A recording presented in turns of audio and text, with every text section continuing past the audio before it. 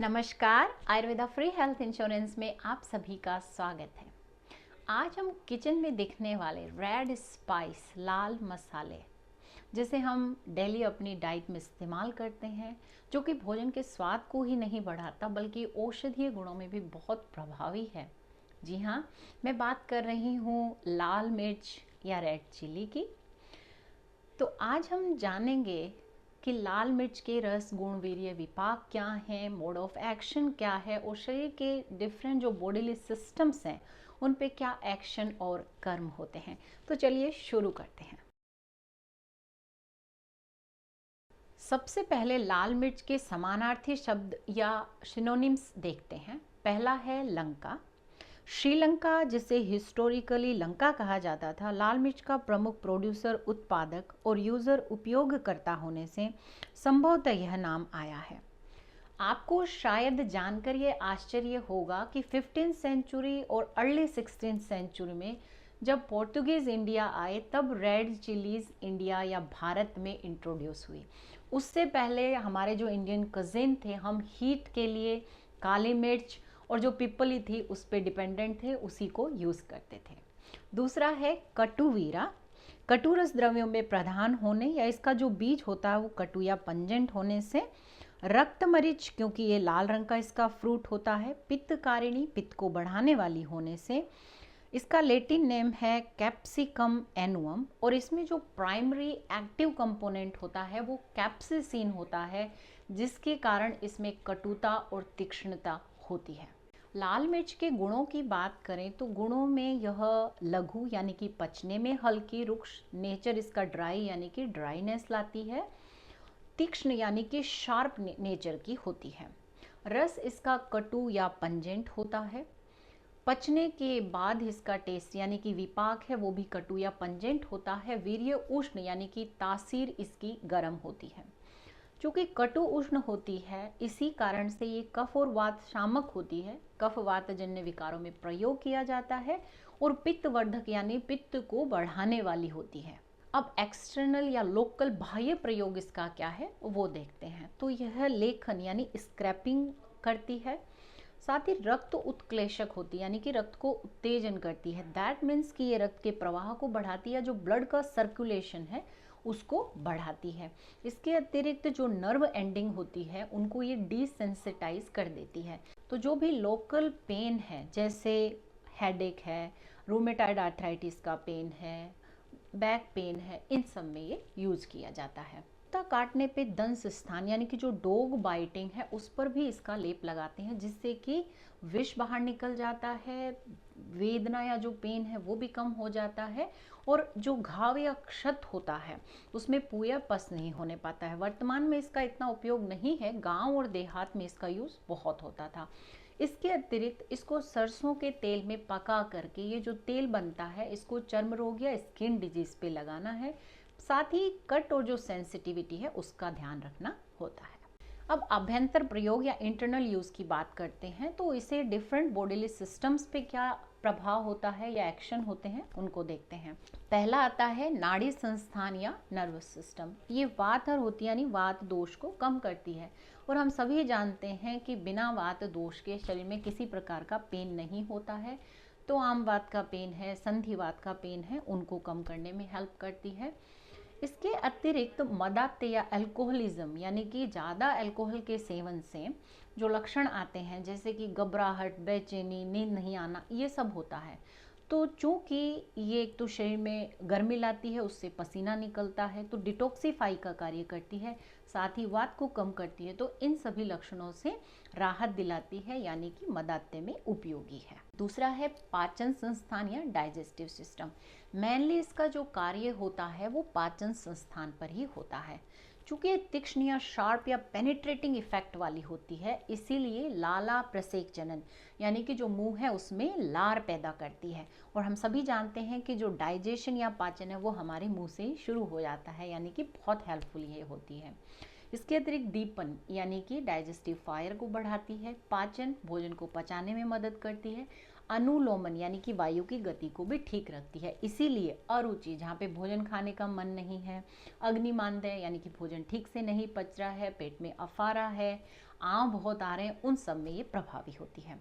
इसके अतिरिक्त कोलेरा या विसूचिका जिसमें जो रोग है, जिसमें दस्त लगते हैं, उस रोग में हींग और कर्पूर के साथ इसकी गोली बनाकर दी जाती है, जिससे कि पेट में जो संक्रमण या इन्फेक्शन हुआ है, जो पाचन में गड़बड़ी असंतुलन हुआ है, साथ ही जो मरोड़ और ऐंठन बहुत आते हैं, उनमें ये हेल्पफुल होती है। फिर आता है रक्तवाह संस्थान यानी कार्डियोवैस्कुलर सिस्टम। तो इसे हृदय उत्तेजक यानी कि जो हार्ट है उसको स्टिमुलेट करती है, दैट मीन्स हार्ट रेट को बढ़ाती है और ब्लड सर्कुलेशन को भी तेज करती है। इसीलिए विशेष रूप से ऐसी परिस्थिति जहाँ पर हार्ट रेट कम है, हृदय की गति कम है, कार्य करने की क्षमता कम है, यानी कि हृदय दौर्बलता या कार्डियक वीकनेस जहाँ है, डिप्रेशन है, अवसाद है, ऐसी अवस्थाओं में बहुत यूजफुल है।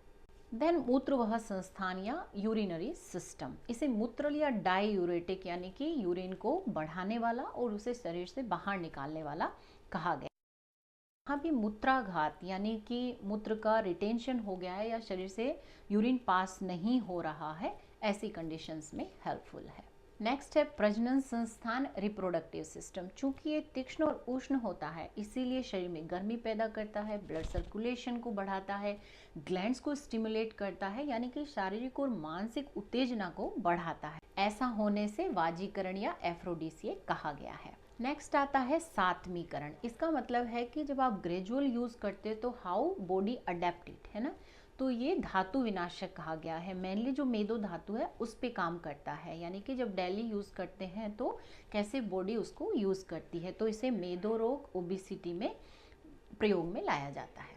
अब मात्रा या डोज की बात करते हैं। जब मसाले या स्पाइस के रूप में इसको यूज कर रहे हैं तो क्यूलिनरी पर्पज में हम इसको मॉडरेटली या लिबरली, जो भी रेसिपी है उसके अनुसार इसको यूज कर लेते हैं। पर जब हम इसको मेडिसिनल प्रॉपर्टीज के लिए यूज कर रहे होते हैं तो इसकी मात्रा 30 से 60 मिलीग्राम बताई गई है।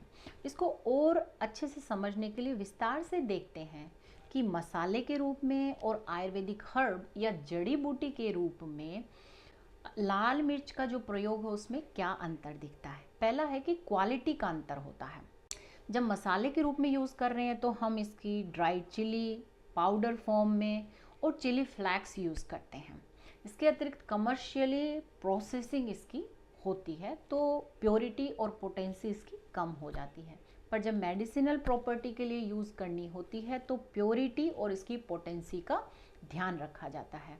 सेकेंड, क्वांटिटी, जिसकी हमने बात करी कि जब मसाले के रूप में यूज़ कर रहे हैं तो हम रेसिपी के अकॉर्डिंग या टेस्ट को बढ़ाने के लिए, अग्नि को बढ़ाने के लिए यूज़ करते हैं। बट जब इसको औषधीय गुणों के लिए यूज़ करते हैं तो व्यक्ति विशेष की प्रकृति क्या है, उसकी हेल्थ कंडीशन क्या है, उसकी अग्नि कैसी है, ये सभी ध्यान में रख के मात्रा डिसाइड करते हैं। फिर पर्पज में अंतर होता है। जब मसाले के रूप में हम यूज़ कर रहे हैं तो मेनली हमारा गोल होता है फूड का टेस्ट बढ़ाना है, उसका कलर एनहेंस करना है। बट जब हम थेरेपेटिक पर्पज के लिए इसको यूज़ करते हैं तो चूँकि कैप्सिसिन जो एक्टिव कंपाउंड है उसके कारण ये सारी प्रॉपर्टीज़ उसमें होती हैं। तो ये ब्लड सर्कुलेशन को बढ़ाने के लिए, अगर स्लगिश डाइजेशन है उसको इम्प्रूव करने के लिए, कोल्ड एक्सट्रीमिटी, हाथ पैर जिसमें ठंडे हो जाते हैं, और जितने भी कफ के इम्बैलेंस के कारण जो डिजीज़ होती हैं उन सभी में इसका प्रयोग किया जाता है। फोर्थ डिफरेंस होता है कि उपयोग की विधि यानी प्रोसेसिंग और प्रिपरेशन क्या है। मसाले के रूप में यूज़ कर रहे हैं, we need a vibrant colour, we need like long self life, यानी कि कमर्शियल प्रोसेसिंग के थ्रू गुजरता है। बट मेडिकल प्रॉपर्टीज़ के लिए जब हम इसको यूज़ करते हैं तो हम इसको कोशिश करते हैं कि नेचुरल और अनऑल्टर्ड फॉर्म जो है वो यूज़ करें। अब इसके विशिष्ट योग क्या क्या हैं। लंकासूरा यानी कि टिंचर कैप्सिकम। तो इसे बनाने का क्या मेथड है कि ड्राई रेड चिलीज़ या फिर फ्रेश रेड चिली जो है उनको 1 से 2 वीक के लिए अल्कोहल में सोक करके छोड़ दिया जाता है ताकि उसका जो एक्टिव कंपाउंड कैप्सिसिन है उसका एक्सट्रैक्ट निकल जाए। तो जब क्योंकि ये कंसनट्रेटेड है, एक्सट्रैक्ट फॉर्म में है, तो इसकी मात्रा बहुत कम 2 to 5 ड्रॉप ओनली यूज़ करते हैं। उसे भी पानी में डाइल्यूट करके या अदर किसी लिक्विड में डाइल्यूट करके लेना होता है। इसके अतिरिक्त बहुत सारे आयुर्वेदिक प्रिपरेटरी मेडिसिन जो हैं इसकी मिलती हैं। इसका मतलब है कि आयुर्वेदिक सिद्धांतों से ही ये दवाइयाँ बनाई जाती हैं, परंतु एज सच जो संहिताएं हैं उनमें वर्णित नहीं है। जैसे बहुत सारे जो पेन बाम है, जेल है, ऑयल है, जो कि पेन और स्वेलिंग से रिलीफ दिलाते हैं, उसमें इसका प्रयोग होता है। अब इसको यूज़ करने से पहले बहुत सारे प्रिकॉशंस हैं जिनका हमको ध्यान रखना है। पहला है, चाहे आप मसाले के रूप में यूज़ करें या फिर हर्ब के रूप में यूज़ करें, एक्सेसिव यूज़ नहीं करना है। इसके एक्सेसिव यूज़ से जो हमारी स्टमक की म्यूकस लाइनिंग है वो इरिटेट हो जाती है, एसिडिटी हो सकती है, पेट में अल्सर बन सकते हैं, तो एक्सेसिव यूज़ नहीं करना है। इसके अलावा जो भी पित्त प्रकृति के लोग हैं या जिनको पित्त से संबंधित रोग हैं, उन लोगों में इसका प्रयोग नहीं करना है, क्योंकि ये बहुत तासीर में गर्म होती है। देन जो भी लोकल एप्लीकेशन के लिए जो जेल या बाम्स होते हैं, उनमें भी ध्यान रखना है, कट वाली जगह कभी प्रयोग नहीं करना है। इसके अतिरिक्त पूरा यूज़ करने से पहले एक स्मॉल जो पार्ट है उस पर आप इरिटेशन या बर्निंग के लिए पहले उसका सेंसिटिविटी चेक करके ही यूज़ करें। इसके अतिरिक्त मान लो हमने अधिक ले लिया है, हमको अहित प्रभाव आ गए हैं, यानी कि अनडिज़ायरेबल इसके इफ़ेक्ट आ गए हैं, तो दूध और घी का यदि आप पर्याप्त मात्रा में सेवन करते हैं तो जो हार्मफुल इफ़ेक्ट है उनसे राहत मिलती है। उम्मीद है आज आपने लाल मिर्च या रेड चिल्ली के बारे में कुछ नए तथ्य जाने होंगे।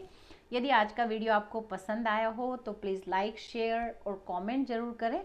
मिलते हैं अगले वीडियो में एक नए स्पाइस के साथ। तब तक के लिए take good care of yourself, because health is wealth.